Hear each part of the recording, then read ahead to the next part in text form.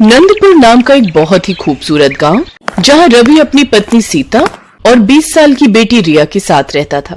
रिया जवान हो गई थी और रवि को अब उसकी शादी की चिंता सताने लगी। ऐसे ही एक रोज, माँ नहीं बनते यार मुझसे ये रोटियाँ, मुझे ना नफरत है ये रोटियाँ बेलने से। जब देखो ये बेलन मेरे हाथ में थमा देती हो। अरे इससे अच्छे तो चावल होते हैं जो फट से बन जाते हैं। ज्यादा चूचपड़ मत कर समझी, आगे ससुराल जाएगी तो वहाँ पर इतना आलस दिखाएगी क्या, या उनको भी ये चावल पकड़ा देगी बनाकर। हाँ तो अगर खुद उन्होंने नहीं बनाने होंगे तो मेरे हाथ से तो चावल ही खाने पड़ेंगे। तुम तो जानती हो माँ, वैसे भी मुझसे रसोई में गर्मी में कोई काम नहीं होता। ये कहकर रिया रसोई से चली जाती है। ना जाने क्या होगा इस लड़की का। कुछ दिन बाद रिया की मौसी की लड़की नैना की शादी होती है, जिसके लिए वो सब रामपुर गांव से दिल्ली शहर आ जाते हैं। और रिया भागकर नैना को गले से लगा लेती है। अरे वाह, हमारी दुल्हनिया पर तो क्या रंग चढ़ा है, कितना खेल रही है। थैंक यू सो मच रिया की बच्ची, लेकिन तुझे अब वक्त मिल रहा है शादी में आने का। क्या करूँ यार, कॉलेज के एग्जाम थे तो इसी चक्कर में लेट हो गई। लेकिन तू टेंशन मत ले, अब मैं आ गई हूँ ना, ऐसी रौनक लगाऊंगी तेरी शादी में कि सब देखते रह जाएंगे। अच्छा ये बता, तेरे ससुराल में कौन कौन है? मेरी सास, पति और मैं, बस हम 3 जन ही होंगे। छोटी फैमिली, हैप्पी फैमिली।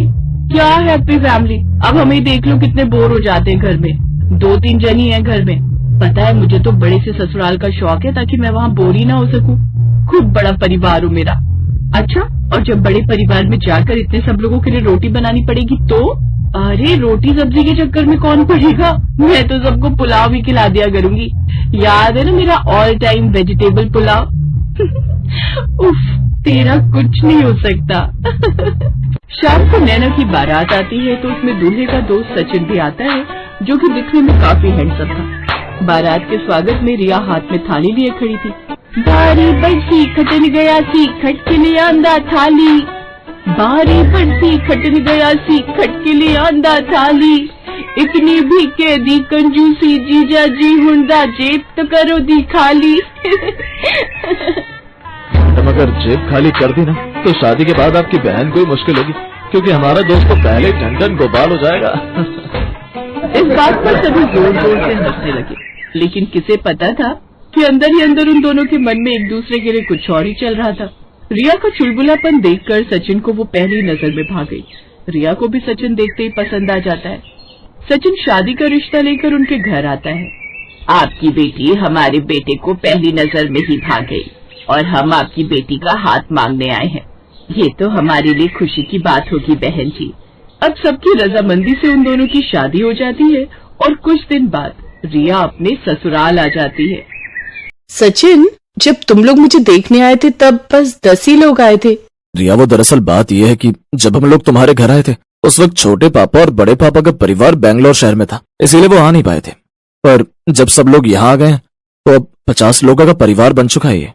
ये सब सुनकर रिया हैरान रह गई। इतने सब लोगों को देखकर तो ऐसा लग रहा है जैसे मैं किसी बड़ी पार्टी में आई हूँ जहाँ खूब सारे लोग हैं। फिर अगले दिन अपनी पहली रसोई वाले दिन, माँ जी अपनी पहली रसोई में क्या बनाऊं? बहू, जो भी तुझे अच्छा सा बनाना आता है बना ला, हम सब तेरे हाथ से कुछ भी खा लेंगे। जी सासू माँ, मैं अभी सबके लिए कुछ बढ़िया सा बना कर ले आती हूँ।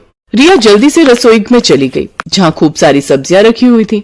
अगर सीताफल बनाऊंगी तो हो सकता है देवर लोग ना खाएं, और भिंडी की सब्जी बनाऊंगी तो पता चले कि वो ना खाएं। तो अब क्या बनाऊं इतने सारे कुनबे के लिए? अगर रोटी भी बनाई तो कितनी सारी बनानी पड़ेगी। रिया बेटा, तुझे ही शौक था ना कि मेरा ससुराल भरा पूरा हो। अब पता चलेगा तुझे जब इतनी रोटियां बेलनी पड़ेंगी। अपने दिमाग के घोड़े दौड़ा रिया, तू क्या कर सकती है? ऐसा क्या बनाऊं कि झट से पक भी जाए और जरा मेहनत भी ना लगे? आइडिया! रिया झट से बढ़िया सा वेजिटेबल पुलाव बनाकर तैयार कर लेती है। बाहर सभी टेबल पर बैठे हुए खाने का इंतजार कर रहे थे। भाभी, जोरों की भूख लगी है, जल्दी जल्दी खाना लाओ। नई बहू खाना लेकर आती है और सबको वेजिटेबल पुलाव अपनी पहली रसोई में परोसती है। ये क्या है बहू, चावल? इसे चावल नहीं माँ जी, वेजिटेबल पुलाव कहते हैं। मेरी माँ कहती थी कि मैं ये सबसे अच्छा बनाती हूँ, इसलिए पहली रसोई में सबके लिए यही बनाया। ओफो भाग्यवान, नखरे क्यों करती हो? बहू ने इतने प्यार से बनाया है तो यही खा लेते हैं। पुलाव तो बड़ा अच्छा बना है, लेकिन शाम को हम सब ये सब कुछ और खाएंगे। ऐसा करना, आप शाम को सबके लिए मटर पनीर और पूरी बना देना। फिक्र ना कीजिए, अब मैं आ गई हूँ तो आप सबको ऐसे बढ़िया बढ़िया पकवान बनाकर खिलाऊंगी कि आप उंगलियां चाटते रह जाएंगे। जेठानी अपनी ननद से, इसको लगता है कि ये बहुत अच्छी कुक है, पर इसको ये नहीं पता कि ये हमारे जाल में फंस रही है।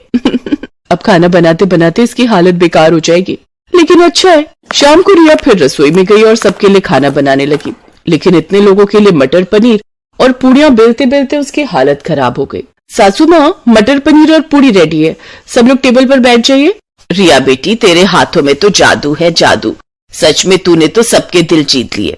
आज के बाद इस घर में खाना मेरी छोटी बहू ही बनाएगी। सही कहा तुमने, बहू तो सच में भगवान का रूप है। सासू माँ, ससुर जी, मैं बचपन से ही बहुत छोटे परिवार में रही हूँ और मेरा परिवार बहुत छोटा है, इसलिए मैं ये इतने बड़े परिवार में रहकर सबकी सेवा करने का मुझे मौका मिल रहा है, इसलिए मैं बहुत ही खुश हूँ। लेकिन सच तो ये था कि अंदर ही अंदर अब वो इतने बड़े परिवार से खिलसने लगी थी। कभी कोई उसके कमरे में घुस जाता तो कभी कोई उससे कुछ न कुछ खाने की फरमाइश करता रहता। अब रिया बेचारी की सुबह से शाम बस खाना बनाते ही हो जाती। सभी परिवार वाले अब उसके खाने की तारीफ करते रहते, क्योंकि उनके परिवार में मुफ्त में ढेर सारा खाना बनाने वाली बहू के रूप में नौकरानी जो मिल गई थी। रिया अब अकेले ही पूरे परिवार का खाना बनाती थी। रिया बेटा, आज हमारे घर दूर से रिश्तेदार आ रहे हैं और वो सब लोग तुम्हारे हाथों का बना हुआ खाना ही खाना चाहते हैं। ये लो, पहले ये सब मेरी छाती पर मूंग दलने के लिए कम थे जो और आ गए। ठीक है सासू माँ, कितने लोगों के लिए खाना बनाना है? 80 लोगों के लिए बना दो। ये बात सुनकर रिया शॉक्ड रह गई। समझ नहीं आ रहा आखिर इतना बड़ा परिवार बना कैसे होगा। खैर छोड़ो, बनाना तो है ही।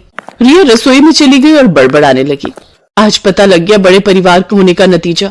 इतना खाना तो मैंने अपने मायके में इतने सालों में नहीं बनाया होगा। अब कभी रिया वेजिटेबल पुलाव भी बनाती तो उसे बड़े से पतीले में भर भर के बनाने पड़ते।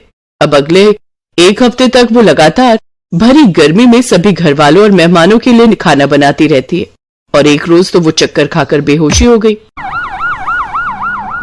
सचिन जी, आपकी वाइफ कोई हलवाई का काम करती है क्या? क्योंकि इसकी बॉडी में तेल और मसाले के तत्व चिपके हुए हैं। अरे नहीं डॉक्टर, हम ऐसे वैसे थोड़ी हैं। मेरी बीवी किसी होटल में काम करेगी, आप तो मुझे जानते ही हैं, पर ऐसा तो अक्सर उन्हीं के साथ होता है जो घंटे घंटे रसोई में काम करती हैं। डॉक्टर साहब ने रिया को 2 दिन के लिए एडमिट कर लिया और बेड रेस्ट के लिए बोल दिया। ये मेरी ही गलती थी, जो छोटी बहू से ही मैंने सब काम लिया और बड़ी बहू और अपनी बेटी से उसकी मदद करने के लिए भी नहीं कहा। आज हमारे कारण छोटी बहू मरते मरते बची है। कुछ दिन बाद रिया घर आ गई। सब लोग ध्यान से सुन लो, रिया से कोई अब खाना नहीं बनवाएगा। मुझे इसकी हालत काफी टाइम से दिखाई दे रही थी, पर मैं कुछ बोलता तो तुम लोग मुझे बीवी का गुलाम बोलते, इसीलिए मैंने कुछ नहीं बोला। अब डॉक्टर ने इसको 2 महीने के लिए रसोई घर से दूर रहने को बोला है। ये बेचारी इतने बड़े परिवार पाकर कितना खुश थी, लेकिन इसे क्या पता था कि इसके लिए मुसीबत बन जाएगी। रिया बेटी, अब तुम घर का कोई काम नहीं करोगी, कम से कम 1 साल तक। ससुर जी, मुझे तो बड़ा परिवार पसंद था। उस दिन के बाद से रिया को कोई काम नहीं करने दिया उसके पूरे परिवार ने, और अब रिया ज्यादा से ज्यादा आराम करती। और फिर कुछ समय बाद सचिन ने घर में एक नौकरानी रख ली, जिससे अब रिया को काफी आराम मिला।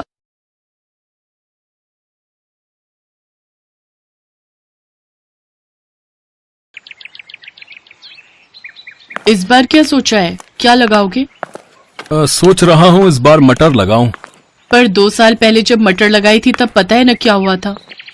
हाँ याद है, आधी मटर खराब हो गई थी, लेकिन तब तो उसमें कीड़ा लग गया था ना। इस बार मैं ध्यान रखूंगा। ठीक है, और फिर करोगे क्या इतनी सारी मटर का? मटर पुलाव बनाएंगे और भरपेट क्या, जी भर खाएंगे और क्या। राम की बात सुनकर उसकी पत्नी नंदिनी भी हंस दी। सर्दी का मौसम आने वाला था, तो इस बार राम ने तय किया कि वो अपने खेतों में मटर लगाएगा। उसने बड़ी मेहनत से खेत को तैयार किया और मटर के बीज भी बो दिए। कुछ दिनों बाद पहले पौधे आए और फिर उन पर हरी हरी मटर लगनी भी शुरू हो गई। हर गुजरते दिन के साथ अपनी भरी पूरी फसल को देखकर राम फूला नहीं समा रहा था।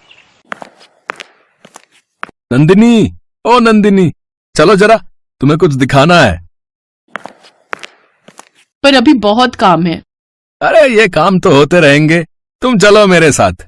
इतना कहकर राम ने नंदिनी का हाथ पकड़ा और उसे लेकर सीधा अपने खेत पहुंचा। खेत देखकर नंदिनी के चेहरे पर भी मुस्कान आ गई। पूरा खेत हरी भरी मटरों से भरा हुआ था। ऊपर वाले की कृपा से बहुत बढ़िया फसल हुई है इस बार। तुम देखना नंदिनी, इस बार खूब अच्छे पैसे मिलेंगे इन मटरों के। मैंने सोच लिया है, पैसे आते ही सबसे पहले घर की छत सुधरवाऊंगा। और कोई खर्चा है क्या? हाँ है ना, एक बढ़िया सी साड़ी भी दिला देना मुझे। हाँ ले लेना, एक नहीं तुम 2 साड़ियां ले लेना इस बार तो। अब खुश? हाँ जी, बहुत खुश। मटर की बढ़िया फसल देखकर दोनों पति पत्नी सपने संजोने लगे। दूसरी तरफ पूरे गांव में भी ये खबर फैल चुकी थी कि इस बार राम की फसल बहुत बढ़िया हुई है। और फिर एक दिन राम के घर के बाहर एक चमचमाती कार आकर रुकी और कार से उतरा इलाके का विधायक राम अवतार सिंह। अरे विधायक जी, आप राम राम। राम राम भाई, कैसे हो? ऊपर वाले की कृपा है विधायक जी। कृपा तो वाकई बहुत हुई है तुम पर। मैंने सुना है इस बार तुम्हारी मटर की फसल बहुत अच्छी हुई है। हाँ विधायक जी, सब भगवान की दया है। तो क्या सोचा है, किसे बेचोगे अपनी मटर?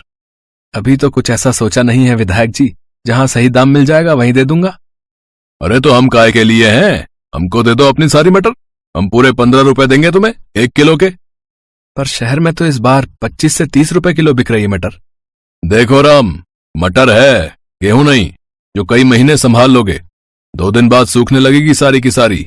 मेरे पास स्टोरेज की सुविधा है, मैं तुम्हारी सारी मटर खरीद लूंगा हाथों हाथ। ठीक है विधायक जी, मैं आपको शाम तक बताता हूँ। राम को दुविधा में छोड़कर विधायक वहां से चला गया और फिर उसके जाने के बाद क्या करूं नंदिनी, कुछ समझ नहीं आ रहा। ये विधायक हम गरीब किसानों का हमेशा फायदा उठाता है, हमसे कम पैसों में फसल खरीदकर शहर में ऊंचे दामों पर बेचता है। मेरी मानो तो आपको कुछ और लोगों से भी बात करनी चाहिए। इतना आसान नहीं है नंदिनी, रामावतार की मर्जी के बगैर कोई व्यापारी मेरी मटर नहीं लेगा। उससे कोई बैर नहीं लेना चाहता, और मुझे डर इस बात का है कि अगर सारी मटर यहीं सड़ गई तो 1 पैसा नहीं मिलेगा। हाँ, अच्छा तो फिर क्या कर सकते हैं? विधायक जी की नजर तुम्हारी फसल पर है तो बेचनी तो उसे ही पड़ेगी। अच्छा सुनो, अब खाने में क्या बनाया है? गर्मा गर्म मटर पुलाव है जी।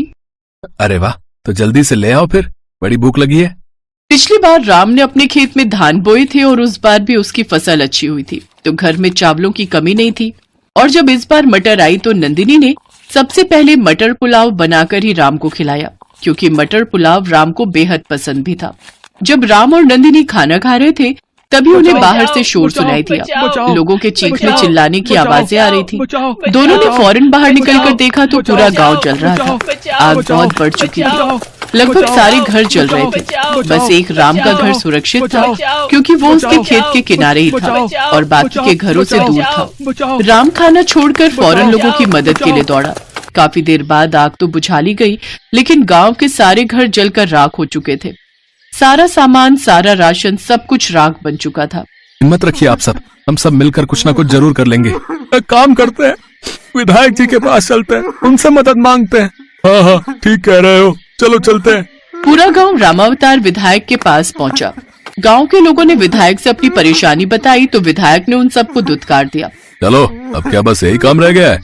लापरवाही करो तुम, आग लगाओ तुम, और भरपाई करूं मैं, मतलब कि सरकार। गांव के लोगों को विधायक पर गुस्सा आ रहा था, पर वो मजबूर थे और मुंह लटकाकर वहां से जाने लगे। तभी विधायक ने राम को आवाज लगाई। अरे राम, यहाँ आओ, इनका चक्कर छोड़ो। तुम्हारी फसल तो ठीक है ना?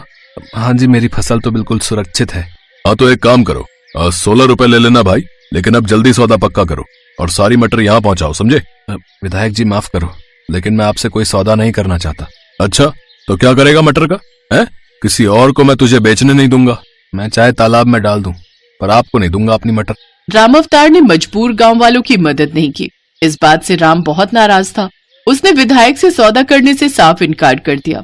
फिर घर लौटते हुए उसने गांव के कई बच्चों को भूख से रोते बिलखते देखा और फिर। नंदिनी, घर में कितना चावल है? काफी है, वैसे क्यों पूछ रहे हो? हमारे पास मटर की कोई कमी नहीं है। तुम एक काम करो, मैं कुछ लोगों को साथ लेकर एक बड़ा चूल्हा बनाता हूँ और तुम गांव की औरतों के साथ मटर पुलाव बनाने की तैयारी करो सबके लिए। जब तक मेरे घर में मटर और चावल का एक भी दाना है, मेरे गांव का कोई बच्चा भूख से नहीं रोएगा।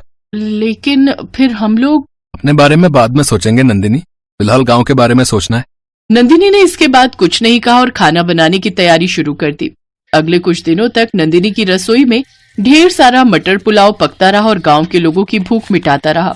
पूरा गांव राम और नंदिनी को दुआएं दे रहा था। लेकिन फिर धीरे धीरे राम के घर चावल और मटर खत्म होने लगे और राम और नंदिनी सोच में पड़ने लगे। तभी एक दोपहर को कुछ ऐसा हुआ जिसकी उम्मीद किसी को नहीं थी। अरे मुख्यमंत्री साहब, आप मुझ गरीब के घर। राम राम साहब। अरे नंदिनी, ओह साहब, आप अंदर आइए। नहीं, यहाँ बैठिए साहब। अरे बस करो भाई, तुम पहले ही बहुत कुछ कर चुके हो। यहाँ जो कुछ हुआ उसके बारे में मुझे सब पता चल चुका है, लेकिन अब किसी को परेशान होने की जरूरत नहीं है। मैंने आदेश दे दिए, कलेक्टर साहब सारी व्यवस्था कर देंगे। बहुत बहुत शुक्रिया साहब, अब तो कुछ नहीं चाहिए। हमें चाहिए तुम्हारे जैसे उम्मीदवार जो सच्चे दिल से जनता की सेवा करें। यहाँ के विधायक की सारी पोल पट्टी खुल चुकी है और इस बार के चुनाव में तुम्हें इस इलाके से टिकट देना चाहता हूँ ताकि यहाँ सही मायने में विकास हो सके। सीएम साहब की बात सुनते ही गांव के लोग सीएम साहब और राम की जय के नारे लगाने लगे। सीएम भी समझ चुके थे कि अब राम को विधायक बनने से कोई नहीं रोक सकता, क्योंकि जनता राम के साथ थी। राम ने भी हाँ कर दी। और फिर सीएम साहब के जाने के बाद, सुनिए ना, जब आप विधायक बन जाएंगे तब तो मेरे लिए साड़ी ला देंगे ना? हाँ, इस बार पक्का।